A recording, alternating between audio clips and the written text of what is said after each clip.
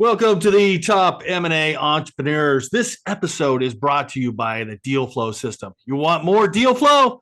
Go to dealflowsystem.net. Today, my guest is Steven Speer. Steven is founder and CEO. He's an online business acquisition advisor for e-commerce lending and focal point lending. And he does basically SBA for all of that. So welcome to the show, Steven. How are you? Thanks for having me on, John. Appreciate it. Yeah, so I got to go back. How did you get into lending? Because I'm looking at your LinkedIn and you've been in lending forever, since San Diego. Forever.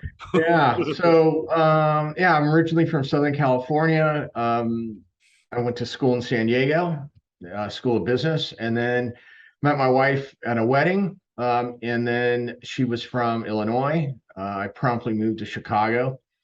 And we got married, and I lived in Chicago. I was supposed to be there just a couple of years. I ended up staying 20 years and 4 kids later. And it became less and less desirable to live there. And I got to a point in my career where I could live anywhere. And we had a second home in Florida, which eventually became our permanent residency here in Florida, in Tampa, actually. So let me start this off by talking about focal point lending, traditional business acquisition financing. And now that's SBA and other financing, or is it just SBA? So what transpired about 10 years ago is I started doing more and more online business acquisitions. Yeah. And almost did exclusively that, and then kind of our reputation, thankfully, kind of spread to the more brick and mortar area, which I've done a ton of brick and mortar M&A. And people were getting confused. They're like, wait a second, I'm buying a manufacturing company, but you're e-commerce lending. So we then pivoted and opened up a DBA, focal point lending. Everything runs the same. It's just, it's a branding. More of a branding pivot. So yeah. Which one do you do more of, the traditional financing, SBA lending for brick and mortar, or e-commerce? E-commerce. Yeah. We do about 80-20, I would say. Oh, okay. But our brick and mortar is expanding, even though we've done, I think over my career, I've obviously done more brick and mortar business because, there wasn't really e-commerce. But that's expanding, especially since adding our non-SBA lending facilities for the larger deals. We're getting a lot more traction on the brick and mortar side. So what does an e-commerce lending look like? Because normally if somebody goes to a traditional, they're looking for some kind of collateral, something. What's an e-commerce loan look like? The size of the loan, what you look for in the founder, all the details, like, hey, I just saw a business on Empire Flippers or Quiet Light or Latona's or somewhere. Can I go get it? Right. So, primarily what we look for, let's just say deals from about roughly $1 million to $7 million. Those are going to be gravitating more towards our SBA facility. That's top line. That's top line revenue, right? 1 million to 7 million. That's acquisition price. Yeah, acquisition price. Okay. Acquisitions from 1 million to 7 million, that falls in our SBA facility bucket, let's call it. And in terms of collateral, the SBA doesn't require any collateral. So that's kind of a mute issue. The only time they not require, but they try to obtain collateral is if someone owns a home, and then they'll lien that property. But other than that, there's really no collateral. We've done close to $1 billion of SBA financing for those size deals. Wait a minute, you've done, how many deals is that if it's like 1 to 7 million? Oh, hundreds and hundreds and hundreds. Yeah. And hundreds. That's amazing. So they come to you, they have an e-commerce store. Could it be fulfillment by Amazon and or Shopify or BigCommerce, any of those kind of stars? Yeah, I could kind of walk you through it. Primarily, first and foremost, we consult our clients prior to them even starting their search. So they come to us. We have a very good reputation in the marketplace. So they come to us and they say, okay, I want to buy e-commerce business. It could be a SaaS business. It could be, digital marketing type business. And we pre-qualify them. We look at their business acumen, John, and we look at their personal liquidity, and then come up with a reasonable number for them to go out and look for those opportunities. And we also assist in helping them find those opportunities. We're starting to do a lot more of that. And then they go and look for businesses. And then once they find a business or businesses that they're really interested in moving forward with an offer, then we vet the business. We make sure the business is financeable. And then we go back to them and say, yes, John, the business you're interested in we could definitely short financing for this business. And then the next step is assisting them with drafting their letter of intent. And then they move forward. Let me before you go too far, let me ask you about what you mean by business acumen and liquidity. I understand the liquidity is like, hey, how much money do you have in your 401k, or how much do you cash can you put into the deal? The 10% skin in the game. What are you qualifying as acumen, and how do you rate that or score that? First, we look at the potential acquisition price. Generally, any deal $2 million and below, meaning price, we look for direct or indirect business experience. So if someone worked for a company and they're buying something, trying to buy a business roughly with the same type of skills set that's needed, we're okay with that. As we kind of work up the food chain, though, then we're more looking towards direct industry experience, or having a partner that has that direct industry experience. We've kind of done it both ways. Well, what do you rate on a score if they brought enough liquidity to the business, but they didn't have the direct experience? Let's say they were working at W-2 for some other company and they've never owned a business, because, running product marketing or running Facebook ads for another company, not owning is a lot different than owning it and wearing all the hats. That's honestly kind of close enough for us. If that's what they're doing, yeah, we're okay with that. And oftentimes, let's just say it's somebody just trying to get out of their corporate job, and they don't have that even rough indirect skill set. Oftentimes, we'll coach them, like, bring someone on that does have that skill set. And in most cases, they are able to do that. And then we have a key employee that's able to slot in and provide that direct industry experience. Yeah. And you said that's a key employee. Would that key employee also be a partner? Say I think the SBA requirement is 20% has to put up their personal guarantee, right? Well, it doesn't necessarily have to be a partner, and the person doesn't have to have 20% ownership at all. It could be something less than that. Yeah. Okay.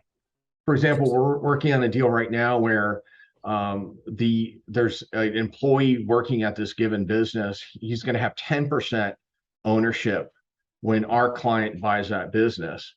First off, he has a vested interest in the business. Secondly, he's going to stick around. I mean, he's the guy, person running it, right? Or creating the market. Yeah. Right. He's running it right now. He's going to continue to run it with a new owner. And he's been given 10% ownership. Yeah. Do you find more people are coming to you after they found a business on a website like Quiet Light or Empire Flippers or Flippa or Microacquire, or they're coming to you originally? Yeah. They generally come to us beforehand. I'm not saying that they don't come to us once they find a business, but we really coach them pretty heavily in the process. And also, what's really helped, John, is that we've laid out the entire process on our website. And it's prompted people to go, gosh, instead of waiting to put an offer in on a business, then going to e-commerce lending, we're gonna have them help us in our acquisition and have them part of our acquisition team. So it's worked out quite well. Yeah, I think that's good, because I get a lot of people coming to me and he goes, hey, can you help me raise the capital for this offer? And I go, well, congratulations, you structured a deal. It's not going to work. Right. Because there's no bank going to lend on that. Or there's a business I was talking to, a logistics company. It's an offline business, and they had 4 years of revenue. They lost money in 2019. They barely made 43,000 in 2020. 21 was great. It killed it. 2022 killed it, but they only have really 1 year and 8 months of revenue. And it's not probable with the bank alone on that based on that kind of revenue. Right, especially with SBA financing, and I'll get into our other facility a little bit later Yeah. in the conversation, but with SBA financing, it's historical. They look at 2 years plus year to date. Whereas most business brokers, it's all about trailing 12 months. That's all they're looking at. That's all their sellers are looking at, trailing 12 months. Let's put the price determination pegged on that trailing 12 months. Whereas the disconnect here is that that's the broker and the seller. And then with SBA financing, we look at a historical cash flow. You got to have at least 24 months of trailing revenue, some type of 24 history. months of basically 2 years of full years tax returns. Oh, okay. So, Well, what happens if they change the business model, like 2022, or let's say they had 12 months, but 1 month was one business model and 1 year was a different business model of different products? Does that matter? No, we've had clients get rid of a lot of their products.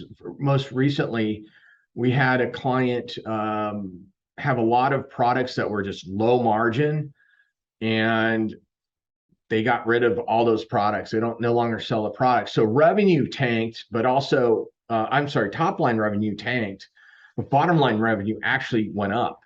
Yeah, I'm kind of referring to a business that, let's say, was selling physical products to a business that's just selling digital products where the margins are higher. And they go, okay, we only have 12 months of this and 12 months of physical products, but so we don't have 24 months of,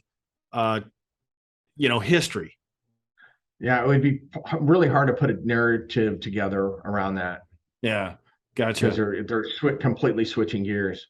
Yeah. And how many of those e-commerce loans do you do? I mean, how many do you talk to per week, per day, per month that are in your pipeline? Oh, wow. Generally at a given time, we generally have in total pipeline 40 million, 30 million, 40 million. And they're usually around 1 to 7 million. So that's quite a bit. Yeah. Right. So our average loan amount right now is above 2 million. Yeah. But we do smaller loans. And now, with our capital access fund, we're now doing loans 10, 20, $30 million and up. So this is past that. Before we go on to that, are these first time buyers or are they serial acquirers? Or is there a mix of both? Is anything changing in that ratio? No, a lot of both. We have clients that are buying, a number of different businesses. We have a client right now buying 3 separate businesses concurrently. At the same time? At the same time. Yeah. Was he a acquirer of other e-commerce businesses before, or is this his first one? Yeah. No, he owns one right now and he's buying 3 more. Yeah. Is there any limitation on getting an SBA loan on one business and then going to try to buy another SBA loan, trying to get another SBA loan on a second business, same time or 3 or 6 months later, and the personal guarantee not able to cover both of those or multiple? You could have multiple SBA loans, and so you can have multiple SBA loans, but you're capped at a total of $5 million outstanding loan amount. Yeah. So we have clients with multiple SBA loans. So you're capped out at the 5 million that you can lend, but I can have 5 SBA loans at a time, or 10 or 20. Yes, as long as you're below that $5 million threshold. Well, let's say if I want to build a $50 million holding company business, I can't, and I'm going to have, let's say, 10 $5 million businesses. Well, let me back up. $5 million cumulative threshold. Okay. So all loans combined, not $5 million each Right. acquisition. How would Yeah. I do that? I mean, if I was, how would I buy one company? Great. I got the first company for an SBA loan. It's a $5 million business. I had to borrow $4 million from the SBA. I put 10% down. I got some seller financing. And then I'm really good at this. I grew it. I buy to build and maybe to sell. And now I want to do it like in a holding company. I want to have 10 others of these, kind of like an Andrew Wilkinson does. He's got 40 different Yeah. businesses. How do I do that with SBA, or can I? Well, you can't really because again, you're capped at a $5 million cumulative outstanding loan amount. Yeah. So if you just closed on one deal a year ago and you borrowed $4 million, and let's say you still owe 4 million, you only have $1 million left to be able to borrow with Oh, so I SBA. have to finance sets the next acquisition some other way. Exactly. Yeah. Yes. And is that why you started your fund, or is that because you saw people making larger acquisitions? Because there was a real void for the larger acquisitions. It was very easy to get financing up to 7 million, but we have clients that were, looking at 8, 10, 15, $20 million acquisitions, and it was too small for private equity generally, and too large for SBA. So there's this, no man's land. And I've tried for the last 7 years to try to fill that void, and finally everything came together this year after turning over many rocks, and we successfully put together this program. And I think we rolled it out in beginning of May, and we have hundreds of millions of dollars worth of deals going on right now. So Yeah. Is that a fund you raised, or is that a relationship with another bank or institution or fund? multiple relationships with multiple funds, Yeah. And and the then depending on private, the deal. I'm sorry. go ahead. Go ahead. I was just saying, depending on the deal, we know which fund to go to, because each fund's vastly different, and some like these kinds of deals, some like those kinds of deals. So we're able to determine which facility to go after. So when you say these kind of deals, that kind of deals, are you referring to, like, you have a institutional investor, whoever it is, looking for SaaS companies. You have a different fund that only looks for FBA business, and a different fund that looks for Right. traditional e-commerce, Shopify kind of stores over 7 million.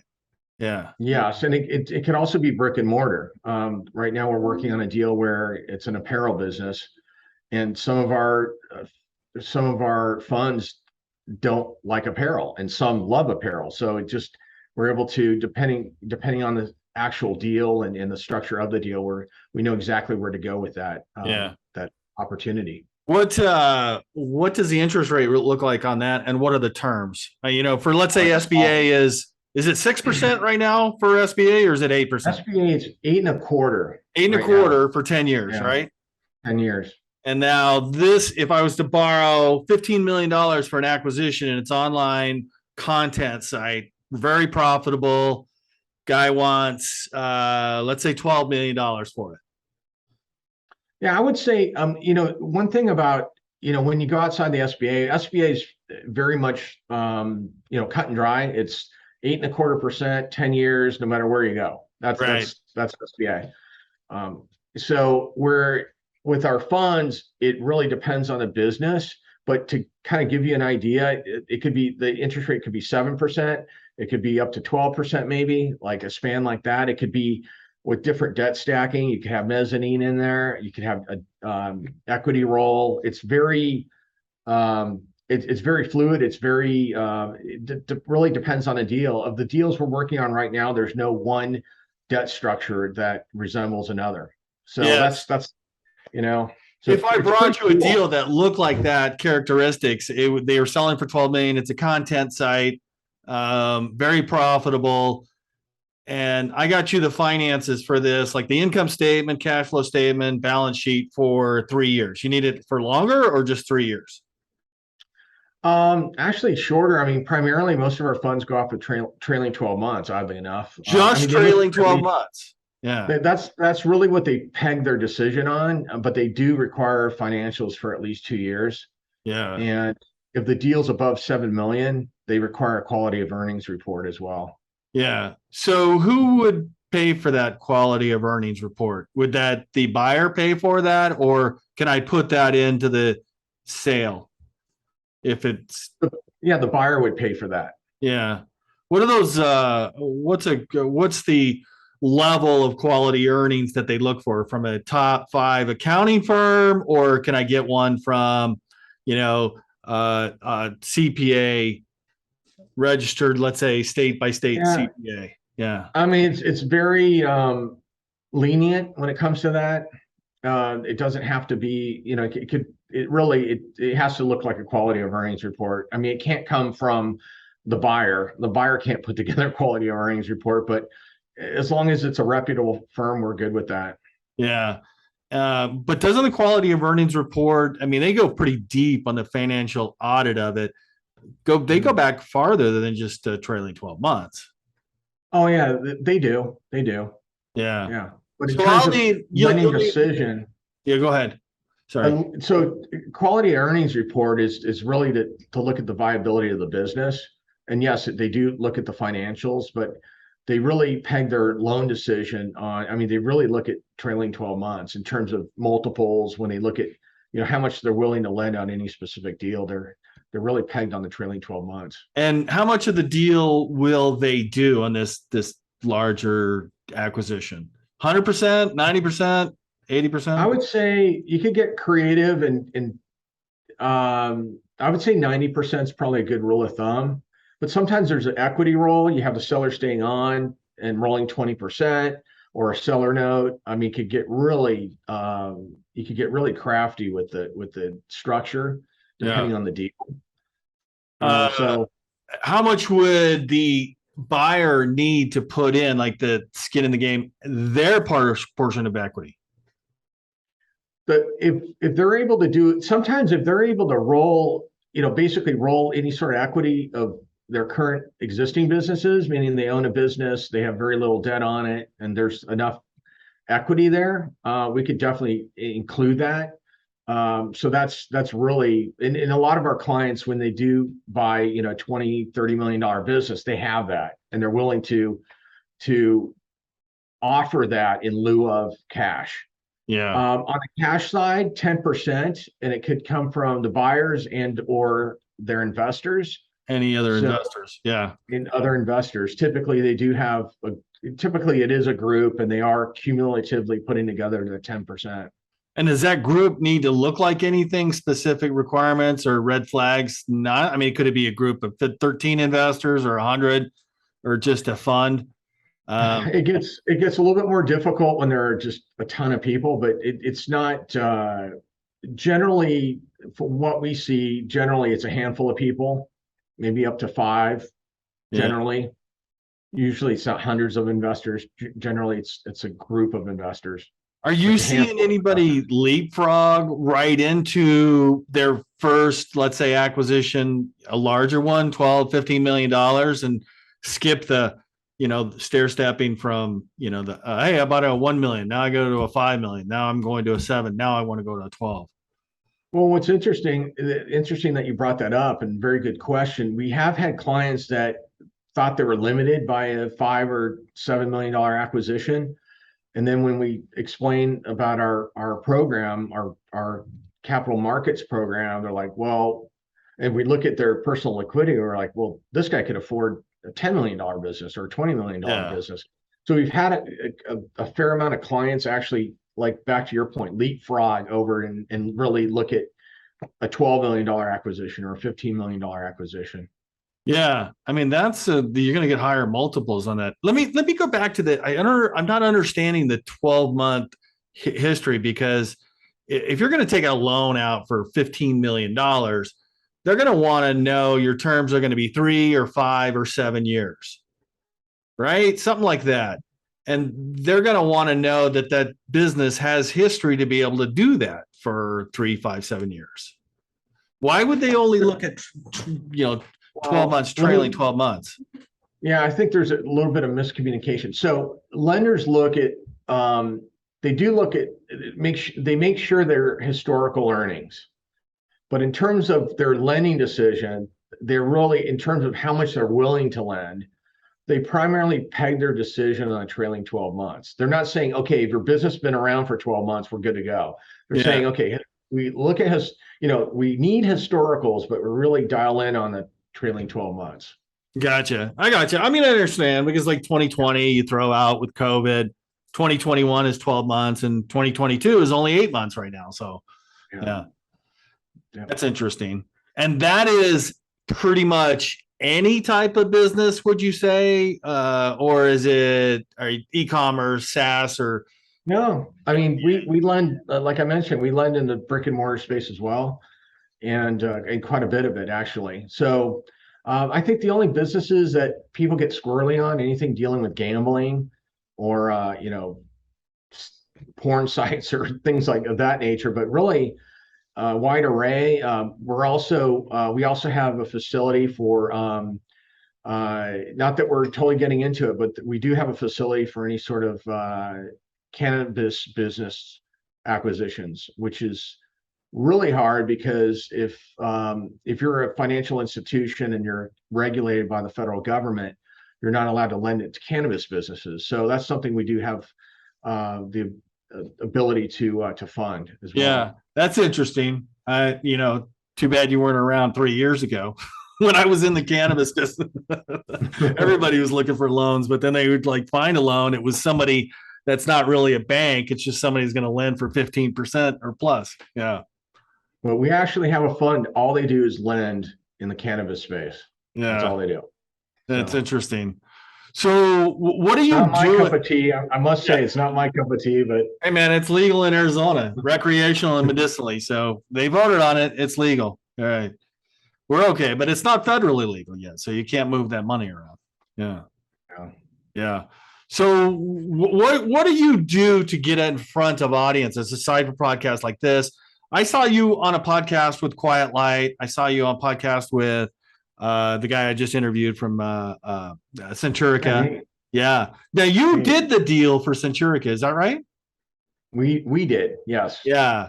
How did that go? I mean, what was it like working with? It was great because the cool thing is I'm friends with both the buyer and the seller. So it made it very, very easy. I've known Nate for about 5 years. I've known Chris Yates, who formerly owned Centurica. I think I've known him maybe 7 years. Yeah. So it was easy peasy. I knew everybody and we all got along and we got it done. So that was fun. Yeah.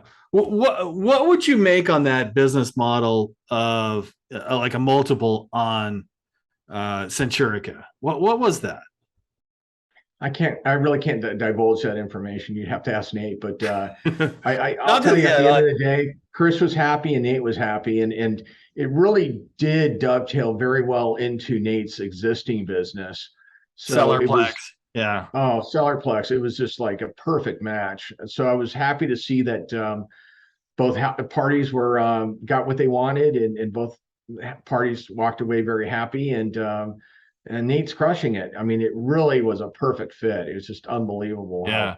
How long does that process take to, Nate reaches out to you and just like, this could be anonymous. It doesn't have to be Nate. Just like somebody reaches out to you, finds a business, you help them. You now have consulting where you actually help somebody find a business, what they're looking for, and then make an offer, put an LOI, and agree on it, and then start the process.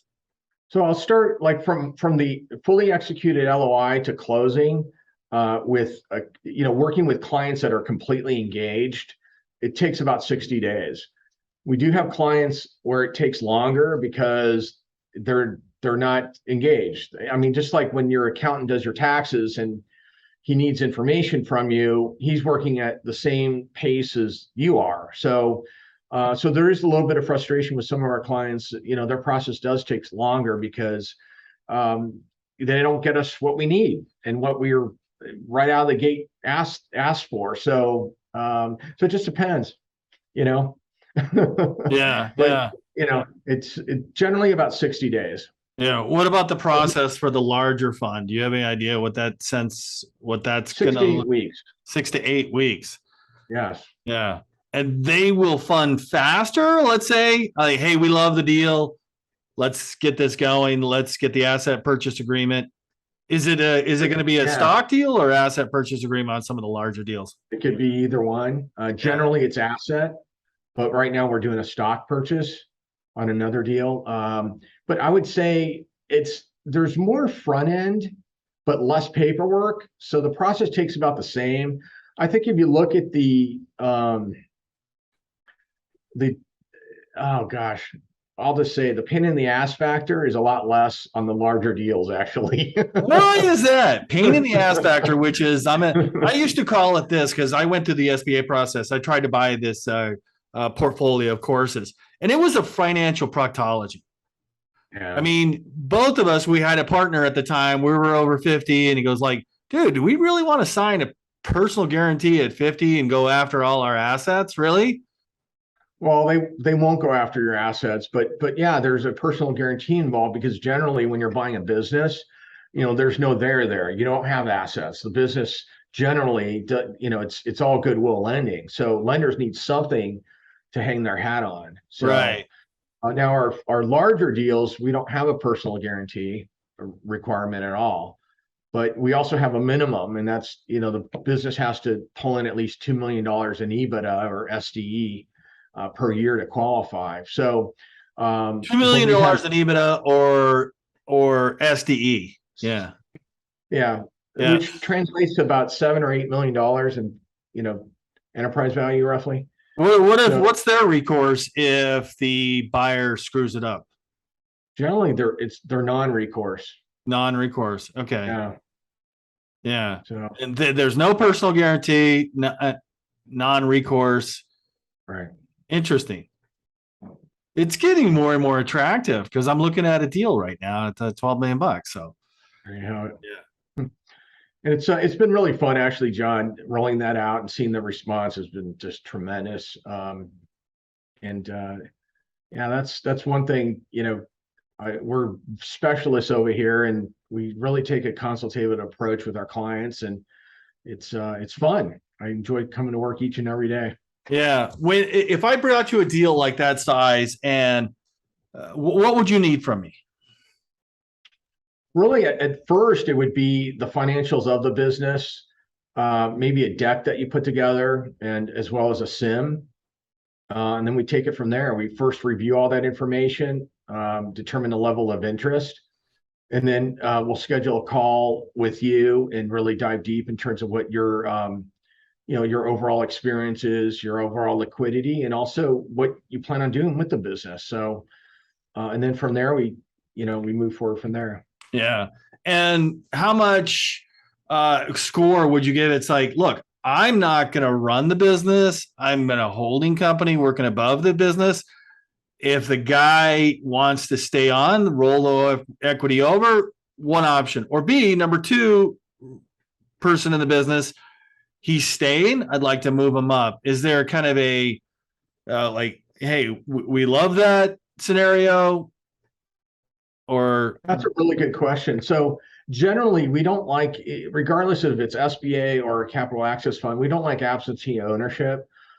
Candidly, it really usually doesn't work out very well. So we want the owner to be engaged and be involved with the day to day. So kind of an absentee ownership, no matter where you go for financing, is generally a no go. So if the owner, the current owner, is staying on, that definitely helps. But we also make sure that the new buyer is engaged, is running the day to day. yeah. So what does that equity rollover look like? Are we kind of giving an example of what the private equity does? They'll buy 60 or 80% of the business and they, give it the seller the equity rollover. Stay with the business. Your second bite of the apple will be larger than the first bite. But Exactly. that's because there's some kind of liquidity event down the road where a larger private equity firm buys that portfolio or they go public or something. That's exactly right. Right. So you would like Exactly. to see at that point some type of roadmap for that to be happening to say, hey, we'd like to see 20% equity rollover.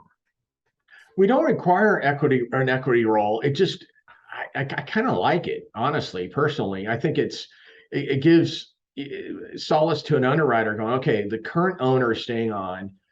He or she's going to keep running the business just like he or she has up till now, or they have. Maybe it's a group of people, and and it really helps the deal, I think. And we generally, if there's not a role and the current owner is not staying on, we definitely look for a transitionary period where the owner will help with the transfer of the business, generally over 3 to 6 months, sometimes even as long as a year, to stay on as a consultant and really help with that transition.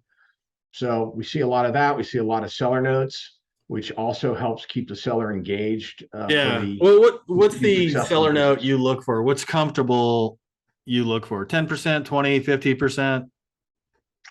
Both with SBA Well, and let's say the capital access larger loan, one. The larger ones. SBA, I understand, is seller notes subordinate to the SBA.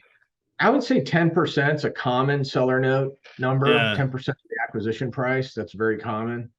Even in the larger deals. Even in larger Yeah. deals, it's Well, common. what would you say if it was large? If the buyer was to negotiate a higher seller note?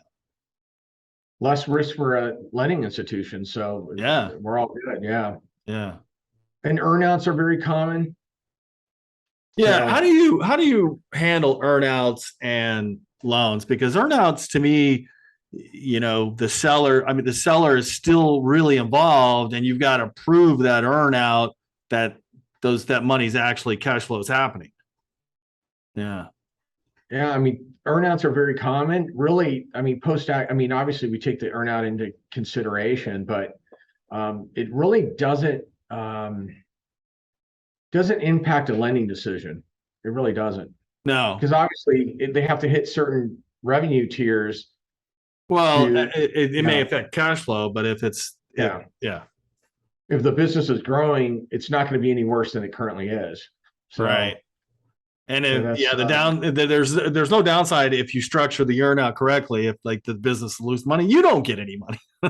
right. But of course, the So SBA lenders or your new fund's not going to get any money either. Yeah. So yeah, these are non-recourse. So that's pretty awesome, man. That's awesome. Yeah. yeah, Yeah. great. What else? So let me give you a story. We were trying to buy this one business, and I'd say we're probably newbies or didn't understand or were aware of funding sources like a family office or something like that. Uh, Mhm. so we hired an investment bank out of San Francisco, one of the larger ones. You could probably identify it pretty easily. And we spent a lot of money on that. And they weren't able to find a source for funding.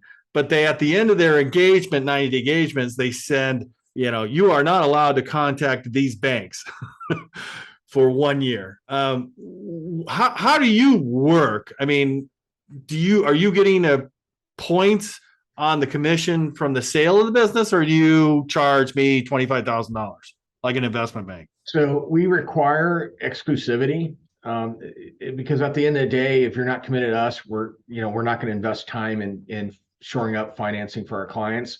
So we require exclusivity, and depending on the transaction, we generally charge our clients 1.5 points, and then that gets actually tacked on to a loan in most cases.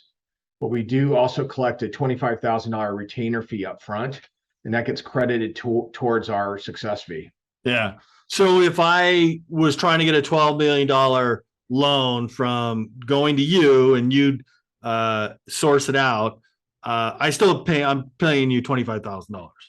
Or am I Yes. paying you $25,000 after? No, you're paying us. It's a retainer fee, so it's upfront.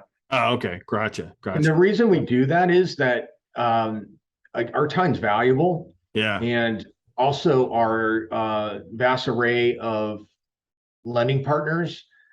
We don't want a situation where we're providing them with opportunities and they never close a deal with us. Yeah. So it makes us look bad. So we collected $25,000 to hedge against that, including obviously our valuable time, and it doesn't cover anything. I mean, you know, No, if no, you look at I our get it. I mean, like yeah. it's you got to ante up if you're going to play cards in Vegas at the big tables. Yeah. But you know, we're able to what we're able to do for our clients is really, instead of them going out looking for funding, we take care of that for them. They're able to stick to their day job in running the company or growing their portfolio. And we have a lot of contacts in the capital markets and as well as on the SBA side. And we have a 98% success fee. So 98% success rate. Yeah. yeah. So how many of those deals? I have to tell you, when we hired this bank and then they couldn't find the money for us for this acquisition, so they said, hey, we're going to end our engagement. And they sent this list of companies. It was a very small list. I go, this is all you went out to sourced to find that deal? And that was it. It was like 10 of them were just SBA banks. Like, and then maybe 5 of them were family offices or some some other lending institution, which was a lot higher interest rates, like 15-20%. Yeah. How many do you have to go to? Dozens. Yeah. It's rare that we have to, though, because we do so much vetting on the front end. We don't need to go to dozens, but we have dozens available. Okay. Generally, I would say 3 to 5 is probably a good number, because we're really, again, we do a lot of upfront between vetting the business and knowing, we're very much dialed in on where we're going to go to for the financing. And also we have a very good sense of what our buyer profile looks like. So it's rare that we have a situation where we have to shift gears. But back to the bank not allowing you to go direct, that's very common. Because once that relationship is developed between the intermediary, the lending institution, and the client, that's pretty much, cutting the intermediary out is really a well, let me give you an example. One of the banks they introduced us to was Live Oak Bank. And I go, wait a minute. I mean, first of all, Live Oak Bank just sent me a login to fill out information and to contact anybody there for questions. They threatened people at Live Oak Bank from calling me, talking to them directly. I go, look, I'm not going to go through a financial proctology and not be able to talk to the bank that's going to lend me money. Yeah. We've never. Yeah, that was just a weird scenario, but we ended our engagement with them. Yeah. Well, that's been really illuminating and I'm glad that there's new offers out there for larger acquisitions. Yeah. And are you actively kind of doing, let's say, talking to your client list of people that are doing 1 to 7 million and they've exhausted their SBA, but then now they have a new source to make another acquisition from this new fund? They do if they go up market, definitely. And we do have clients that went from, I just think of one client, it went from that $1 million acquisition 7 years ago, and I think he just sold a business for, I think it's $40 million. No way. What were they selling? Yeah. It was a content website. That's, believe it or not, a content website. Yeah. And now he's looking to buy a very sizable business, like 200 million. So it's been really, it's been part of the greatest thing. Part of my job is watching our clients over time really kind of up their game, starting off with that first acquisition and moving forward with subsequent acquisitions, and eventually selling those, and then really going up market and buying a 20 or 30 or $50 million business. Yeah. Well, that's because you've been around for a long time providing value. Stephen, so let me go back to this part. So the 25,000 when this is paid. So let's say I find a business and I get you the financials, and then you take it to your underwriter. When am I paying you guys 25,000? Okay, so for our capital access fund, once we're certain we could shore up financing for you, and once you're under LOI and ready to move forward with financing, that's when we collect it. We don't collect it. Like we could vet businesses for you and make a determination if we're interested in moving forward with any given opportunity. But we don't collect our retainer until you're under LOI. Your offer's been accepted and we're moving forward with the financing. Yeah. So let me give you an example. Let's say two scenarios. One is I send you the financials, and it's a great business. It's doing $12 million. It's very profitable. It 2 million or 3 million in EBITDA. And I send the business to you, 3 years of financials, cash flow statement, balance sheet, all that stuff. You're like, oh my God, this is great. You're going to give me a phone call back and say, hey, the underwriters will do 60% of it, or we'll do 80% of it. Some kind of call like that, right? And you're going to usually, I mean, usually within a couple of days. And we might come back with questions like, is there equity role, or what's the deal structure kind of going to look like? And we're able to structure it in that way. So yeah, usually a couple of days. Okay. Great. And one thing I need to note, like the $25,000 retainer, that's non-SBA loans. With Yeah, SBA that's all I'm loans, referring. I'm not referring yeah. to, yeah. We don't collect any money on SBA loans. Yeah. Well, Stephen, again, thank you for being my guest on the Top M&A Entrepreneurs today. Thanks again for having me.